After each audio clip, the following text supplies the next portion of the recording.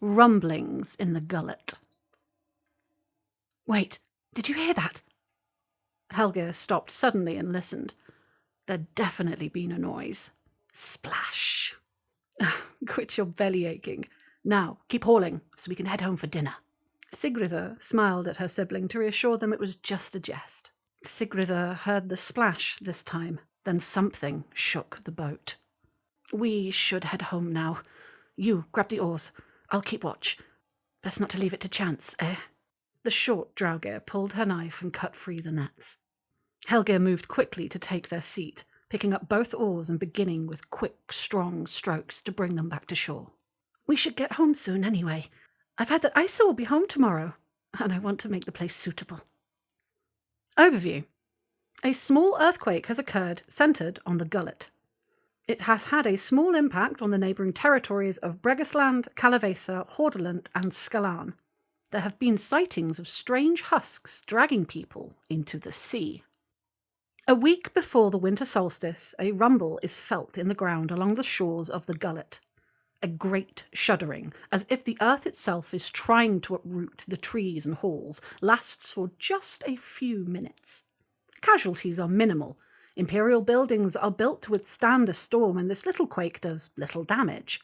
A few older buildings partially collapse, but apothecaries and physics capable are quickly on hand to tend to wounds.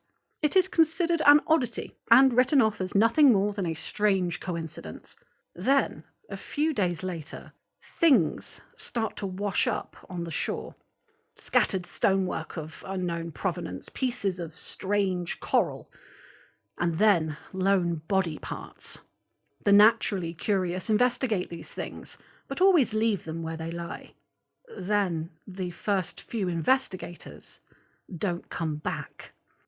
Sightings of shambling husks, studded with coral and long dead, are reported just a few days before the summit. First, shambling from out of the water, then later spotted trying to attack lone travellers. It's only later that the fisher folk of Westerhall realise that the curmudgeonly Ingrid Longsight hasn't returned from her trip into the Gullet. Then her favourite spear washes ashore.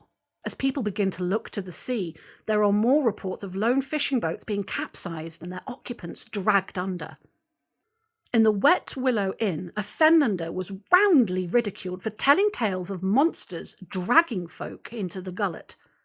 His talk was dismissed as nothing, especially when he demanded drinks to steady his nerves during the telling of the tale. But then more people came forward to talk about it. It doesn't happen every time, but if the husks manage to subdue someone, they will take them into the briny depths rather than leaving them to bleed out. Clearly, these husks don't represent a military threat.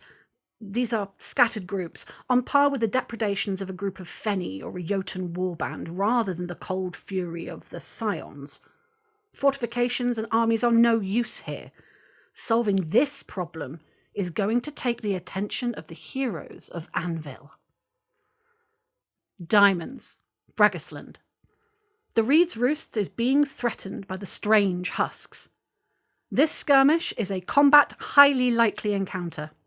The Roost's Reeve is responsible for dealing with this threat. There are no innocents present on this conjunction.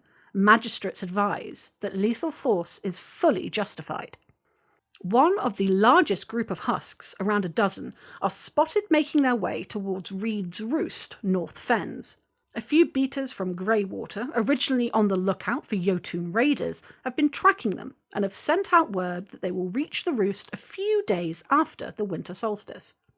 The folk of the roost have made ready to leave, but the threat to the building itself remains. If the husks are not stopped, then they will inflict unknown damage on the structure.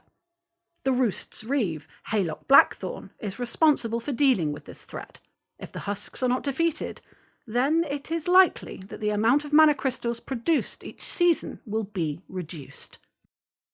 Stars, Kalevala.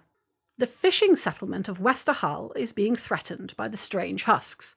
The skirmish is a combat highly likely encounter. Kjellen Saltmire is responsible for dealing with this threat. There are no innocents present on this conjunction. magistrates advise that lethal force is fully justified. Another of the largest groups, again around a dozen, has been harassing several of the fishing folk of Westerhall, West Marsh. If they're not stopped, then the fisher folk will need to withdraw inland before they're dragged into the watery depths. The fisher folk of Westerhall have made ready to withdraw and leave, but that would see certain damage to the fleet.